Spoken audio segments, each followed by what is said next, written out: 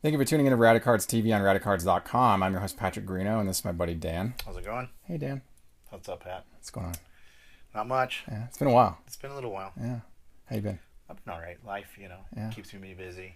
Yeah, we're Two in... kids, wife out of town. Right. It's been a mess. So. You're a dad. Yep, He's a dad. We're into Q2 now. we are. Crazy. Yeah. School's almost over. Yeah, Be on summer break right. here in less than, about a month and a half. So. Good. Yeah, excited. Loving it. What'd you bring for us today? So I think I talked to you about this card, maybe not, but I picked up this year Topps Gypsy Queen, so 2019 Gypsy Queen, and it's one of probably my top three favorite Topps products of the year. Mm-hmm. I really like Heritage, I really like Gypsy Queen, and I like Topps Chrome. Sure. Right, and so this year Topps did something different, or at least something that I haven't seen for a while, where their toppers are chrome cards Yeah. of certain base cards, and they didn't do it for every card because I think it's 320 cards per set. Okay. I think the chrome version is about 100 cards. Really? Yeah, so they're not numbered any differently. So if you put together the set, you're going to have obviously skipped numbers within the sequence, but they picked some of the bigger stars to do the chrome versions, and so I believe you get 3 per pack in the topper, and then it's the standard type of chrome thing where there's, in this case, an indigo refractor, as well as like a gold refractor, red refractor, and then super refractors. So I really liked the indigo. I think the color combination, along with that almost like sketched look of Gypsy Queen, really kind of pops, and with the chrome it even intensifies it even more. And so I was looking, and I kind of I guess I kind of PC Ohtani. I enjoy the chase of him, and so every now and then I pick some stuff up with him on it, and I thought, why not? This is a cool looking card, Right. And so I picked up the indigo refractor of Ohtani, numbered to 150. So you can kind of see a shiny, right, and then the back looks just like the standard one with the numbering, being the same as in the base set and so forth. Except this one says refractor and is serial numbered to 150. There you go. So, Got to get you a fitted bag for that. yeah. This one just came in a couple days ago, so I haven't had the I time know. to go through and switch out this know, sort of man. stuff. So, I'm backlogged by like 4 months, 5 months of stuff. So Right. I'm like got all tons of work to like re-sleeve and everything else. So I'm right there with you. yeah, I mean, I've even got stuff that it's been shipped with Scotch tape on the top, and I just haven't cut it out yet and put it into something else. So, yeah, but I think they're cool cards. Mike Trout obviously is the big one that everyone's hunting down. I've seen that his indigo or parallel is also numbered to 150, and I've seen them sell as high as $100. Oh my gosh. So yeah, I mean, his stuff is going nuts. But Ohtani's still popular. I mean, this wasn't cheap, but it wasn't expensive either. So just one of those things where I was like, I'll just grab it because I like it. So Plus, Gypsy Queen always does a great job with their base designs. yeah, it's a fun product. That's Yeah. I buy at least a box every year, Yeah. just to have fun opening it. I don't worry about hits and stuff like that. Otherwise you would have no fun opening. Yeah. But I just enjoy the idea of the variations, the parallels, and just the look of them overall. Sure. So Glad to have it. I like that they didn't chrome the back of the card. It's still that right, base. still that base. It reminds me of a 2001 Topps Chrome Retrofractors. Right. How the front is chromed out and refracted, and the back Right. is like the standard back of a. It's actually even more grained than like this base Topps Chrome back. Like it's like this. Right. I always liked that about 2001 Topps Chrome Retrofractors. Yeah. Well, part of me kind of wishes that this was a product all on its own, like Oh, a really? complete set of Like that. chrome, right? But part of me is also torn, like Gypsy Queen. The fun sometimes is the look of the card. Of course. And, it's. I guess it would be cool if they made one, but I will not hurt that they don't. Now, I don't know for sure if this is the first year that they did this. Somebody somewhere online mentioned that it had been done before with Gypsy Queen, but I don't remember it. So, could be that I passed it or missed it or skipped that year or something. I remember when Gypsy Queen first came on the market, their like modern releases anyway, 2011.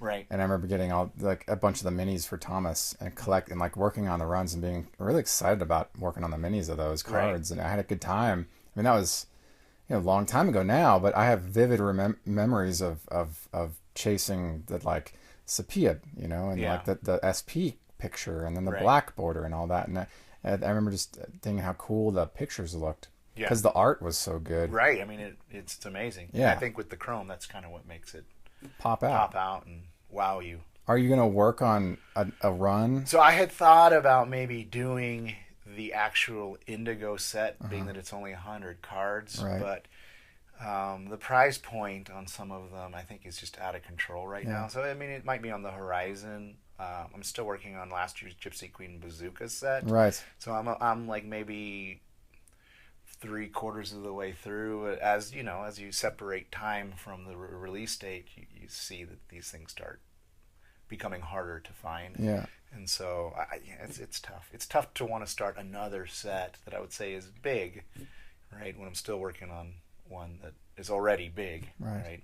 So I get you, man. That's. I mean, I like the product. I haven't bought a single pack of Gypsy Queen of any year, but I've got the Thomases from various years, and I've liked the product a lot, and it kind of mimics that like Allen and Ginter sort of theme, right? And I've always liked those sets as well, but I haven't ardently pursued them like I have, like, say, Don Russ over the years. And I even retired my interest in Don Russ because of their, like, you got the base, and you got optic, and you got the bajillion parallels. Right, and so the prism, and the sweaty nose prism, So I really like just appreciating design of a card as a standalone single. Yeah. And I think this is one of those instances where you can just highlight the design of the card as it is and appreciate what you have. And just, it doesn't have to have flashy autographs and things on it. It's just a cool looking card. I agree. That's I think part of the big draw is that you don't have to worry about this. I mean, they're nice. The hits are nice, right? But I don't feel robbed if I don't have one because it's more of the experience and going through the cards and looking at them. Where I know some people just discard them completely. They're only looking for the hits or the parallels or the SPs or whatever. But I think this is one of those cool products where it is. It's the card that makes the product, not the hits. Truly. So, good for you, man. Glad you got that. Are you going to buy more Gypsy Queen? I'm not going to go get hobby boxes. They're a little expensive for what they really are. I mean, they're fun. Don't get me wrong, and I like them. But I think I'll probably just, if I buy any more, I'll gravitate towards more of the retail blasters. Sure. Hanger packs or something like that. Those are pretty affordable. They're not bad. Right. But I don't think it's something that I'm just going to go crazy over.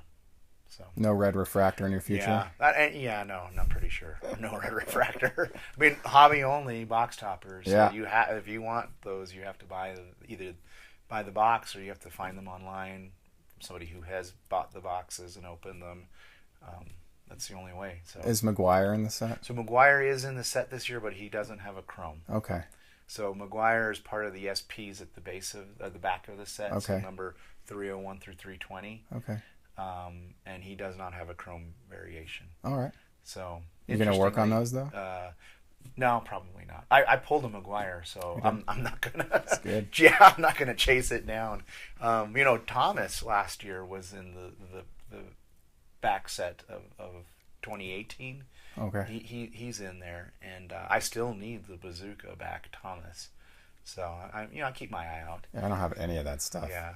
My Thomas portfolio for 2018 is bleak at best. Yeah. I mean, it's small. I think I have maybe over 10 cards. Yeah. Well, for me, I feel that the Thomas Bazooka back from last year is probably like a $20 at max card. Everything on eBay right now, they want $60, but they've been sitting there for months. Wow. Right? That's not actual market. It's not actual market. I can't. The few that have come to auction, they go for like $12, $15, $18. Yeah. Right? So I'm like, come on, guys. Like, let's be realistic. But it'll come up eventually because Thomas is one of those names that will surface. So my focus with that year in the bazooka backs has been the commons, right? I've been scouring eBay, which tend to be harder to find. COMC, yeah, right. I mean, I used to be able to find them in lots, right? But now, people don't have them in lots and they do them individually. And interestingly, because it's a bazooka back, people are like, "Well, I want $8 for this common card." I'm like, man, like $1.50. Best, right? and some people are willing to negotiate on that, but then they have a $3 shipping charge, and I'm like, buddy, unless you have like 7 of them, we're gonna have to pass. I know. Yeah. So it's weird. Like sometimes shipping costs will negate the value of the card entirely. Totally. I'll pay for it for 50 cents, but I don't expect that person to get. I'm like, dude, plain white envelope. Yeah, and I'm willing top to loader risk it. out the door. I'll pay the $1.50, and so make it 2 with the plain white envelope, and I'll risk whether it shows up or not. I honestly, with low value cards like that, I don't mind PWEs. Like, I actually encourage them because I don't want the seller to spend more money than they have to get the card to me if it's like $1 card. Right, and at this point, USPS stamp it and be done with it. Like it's getting expensive to ship things. I mean, it went up a little bit recently. Yeah. So I had to compensate for that with my shipping costs because I don't want to take a loss. Right. Nobody does. Everybody had to increase their shipping costs because of that. That's just buyers expect that. Yeah. I've understood that buyers realize that. And if we're not out to like deliberately shark anybody, then we're just trying to like make shipping cost as reasonable as possible. Right. But like my cost with my eBay store and the discount for the volume, it's $2.80 shipping on an envelope, right? That's padded.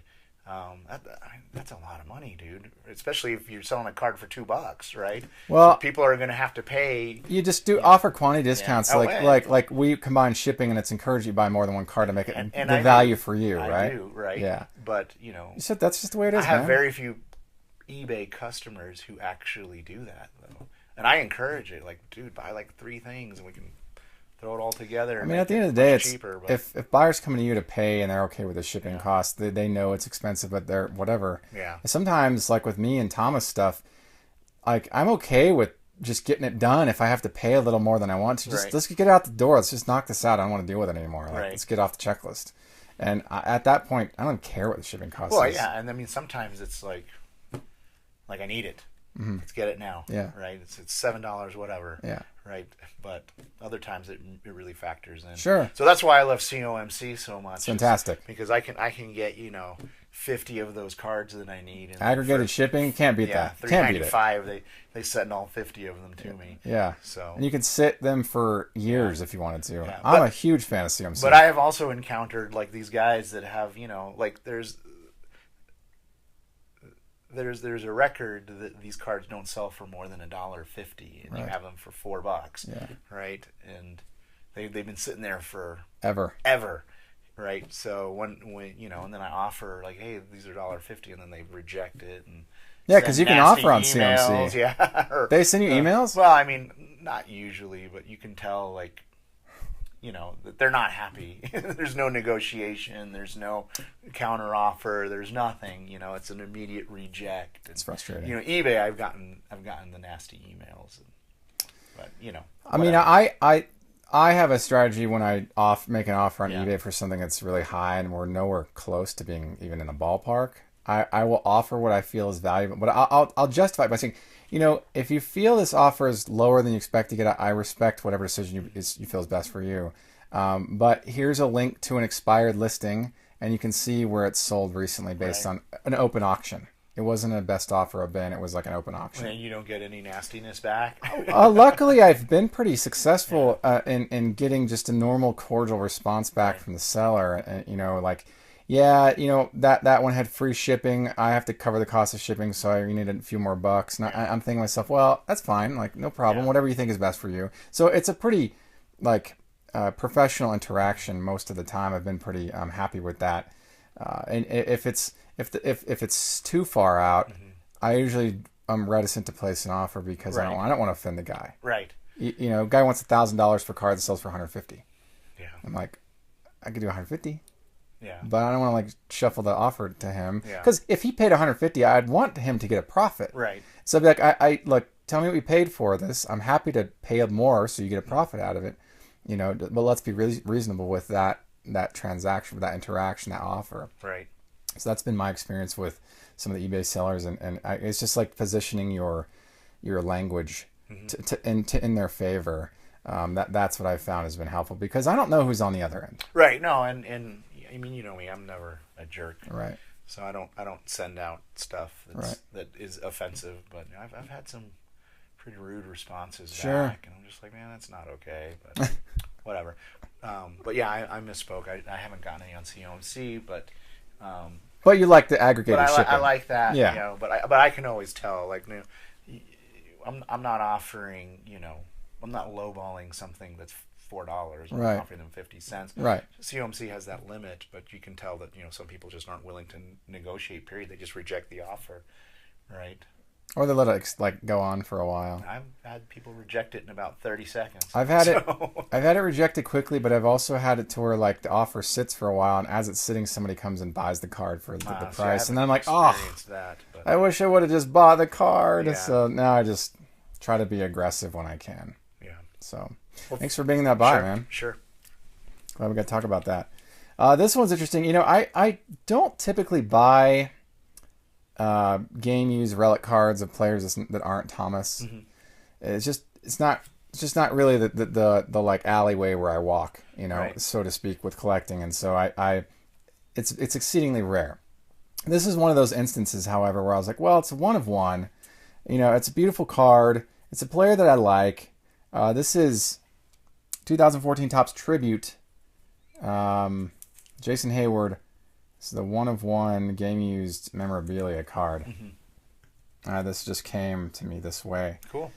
So I just haven't repackaged it, as I say that often in the videos. But I think it's a nice card, and it was auction style. It ended for, I think, a very affordable number. And this was months back. Mm-hmm. It's been sitting. I had to kind of dig it out of a pile. But I like the card. I like Topps Tribute. I've always liked the design of Topps Tribute. Right. I've always thought that Topps did a really fantastic job with this product over the many years that I've known of this product. And it's not a cheap product. No. It's like $60 a pack. Yeah, when it first came out years ago, I think it was like $35, really? $40 a pack, yeah. So it was expensive back then. Yeah, and so like I've always liked the designs of the cards, and you know, if this didn't have the relic in it, I would still be interested, maybe even more so. Mm-hmm. Because it would be more just based on, I like the card based on the card design, not just what's in the card.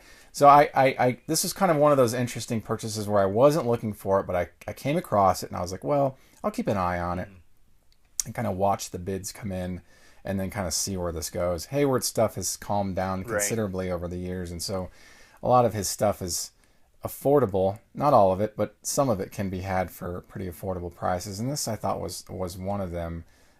So really nice looking card, I think. I like Heyward's swings and the way he plays. I like the way he positions himself. He's very photogenic. So cool. I think it's cool. He wears the helmet that covers the chin. I've always liked that. It's kind of interesting. Something about certain players who wear certain equipment. Buster Posey has the helmet that looks very like hockey style. Right. I always thought that was cool. Very modern, very forward.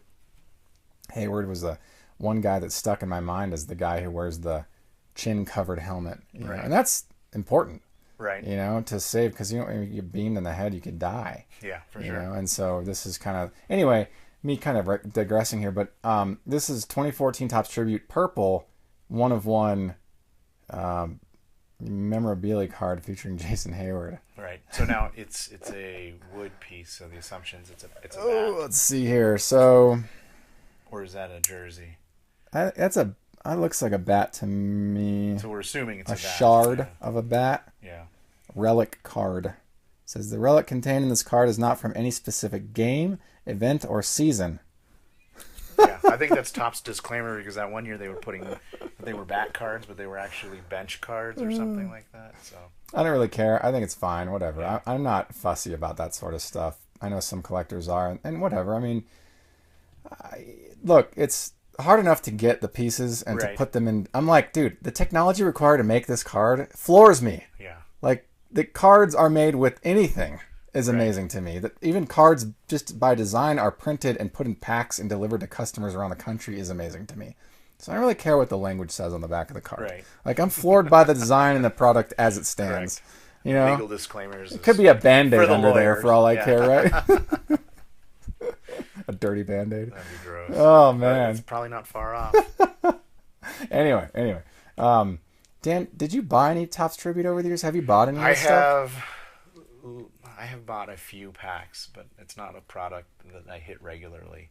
It's kind of rare. Yeah, I mean, I don't see it as much anymore in, Yeah. in the hobby shops, but I mean, granted, we are in a desert of hobby shops, so Yeah. you know, it's kind of hard to keep up with a lot of the wax and what's coming out. I do remember early on, because there were so many Hall of Famers that they packed into it, like that it was hard to stay away from it. Sure. And like amazing pieces like Babe Ruth, Clemente, right, Koufax, stuff like that were much easier hits. Yeah. And so there was kind of that encouragement to go get it, But you pay for it. but you paid for it. Yeah. Yeah. And I could be totally wrong in here. I'm basing this off of memory, but I want to say that when it first came out, it was exclusively retired people. Yeah, 2003. Yeah. It's 03, right, wasn't it? Right. And so The that, white border. And then they had that- the refractored versions Right. of them. And they were on-card autographs. and it made it really attractive. It was super attractive.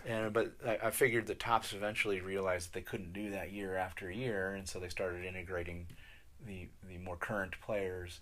Wasn't that called Topps Retired, though, back in 2003? Honestly, I'm pretty foggy on that. I thought it was the tribute, but we probably should have researched it more thoroughly. Don't quote us on any of this. Yeah, for sure. So this is like cooler talk right now. You know what I'm saying? So back in 2003, I was at Noble down on Wyoming and Academy, and the guy was opening box after box of this Topps Tribute No, stuff. I'm sure it was Cecil. Yeah. I don't know, but he was breaking like I was like, oh my god, Yeah. this is like expensive. Yeah. Like $60 a pack. He's breaking box after box, and they're like what 6 packs in a box or Yeah. something. And I'm like watching this guy open up like autograph card, refracted. He puts it down. He like wants it or doesn't want it. And all this, he has a stack of stuff he didn't want, a stack of stuff he wanted. Obviously, the stuff he wanted was smaller. Right. And then I was like, what are you gonna do with all the stuff you don't want? He's like, probably leave it here. Yeah. Like- No. That just from that discussion right there, that's our buddy Cecil. I was like, Yeah. is Thomas in that? Griffey in He's a there? very generous guy. He would give away a lot of stuff if he didn't like it. Hadn't occurred to me that behavior took place until that moment. Yeah. Leaving things at the shop that you bought that you didn't want. Yeah. And then I learned that that's not uncommon. That No, not at all. shops acquire and accumulate like stuff, Mm-hmm. and then they have to find ways to move it like it's freebies for people who buy a certain amount of product. They just throw it in the dump. But That's double profit. it is double profit Yeah. because they're making money selling it and then they sell it again. Sell it again. So, but going back to this, the tribute line I've always liked. Yeah, that's pretty cool. It's very pretty. I mean, I'll just move it around. You can kind of see. I don't know if the light's getting it there, but it's a really nice refractor, and they've got the cool colors. They've got purple, and then there's at least my memory in 2000. I think it was 12 when Thomas, buddy of mine worked on the Thomas trying to get the purple, the red, the orange, gold, green, blue, and then there was like the base card. And I remember being floored that he got them all. And I remember when the purple surfaced, and I was like, oh, I want to get it. But then I realized my buddy Scott was working on it, so I was Right. like, I'll just like get it. Yeah. Because that's the last one he needed. Right. So, and I want to say he got all the plates for that year too. Right. Like he put the entire master run of the Thomas stuff together, and I was really just blown away by it. Yeah. Speaking of that, I had an instance this year with a McGuire Superfractor that I made an offer on it, and I actually lost it because while I made the offer, apparently somebody else was working with the seller, right? And I saw on Twitter the guy who got it, and he had actually put together the rainbow, so I didn't feel super bad that I lost it. Went to a good home. Went to a good home, so I was kind of happy for that guy. At the same time, that's 2 years in a row now that I've lost on the Superfractors. You got to be aggressive with that I'm stuff. just gonna have I mean, to do sometimes you're gonna have to overpay for those things just to get it fly done. out there and just give me that, give me that card, man. What I've learned is that if I'm working on a run, I haven't worked on a run in a while for Thomas, a couple of years now, because the runs are they're like mega runs. Right. They're mega parallel runs, like in the 20s and 30s. Yeah. And then there's the Chrome versions of them, and you're like, oh my gosh, where does it 4 end? one-of-ones. Yeah, it's. I haven't worked on a run, but I used to when I work on a run, like I want to say Topps, might have been It might have been Topps Tribute 2013. I remember working on that run.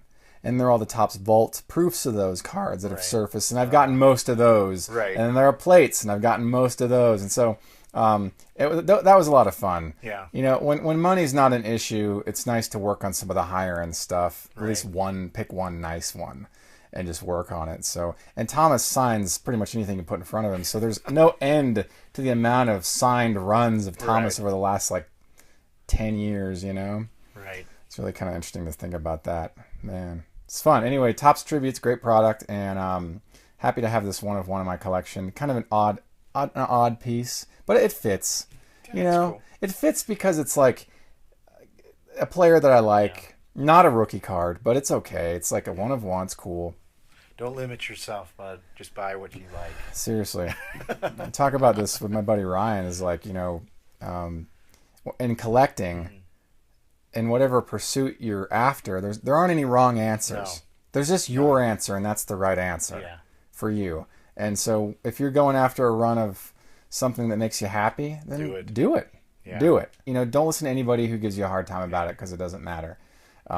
So I just want to end on that. Thanks, Dan, for joining me. Thanks for having me. Yeah, you have any final thoughts? No, I'm good. Yeah. Straight out. Good. So there you have it. Thank you for tuning in to Radicards TV on Radicards.com. I'm your host, Patrick Greeno, and until next time, enjoy collecting. Take care. If you like this content, please subscribe. Thank you. Enjoy collecting.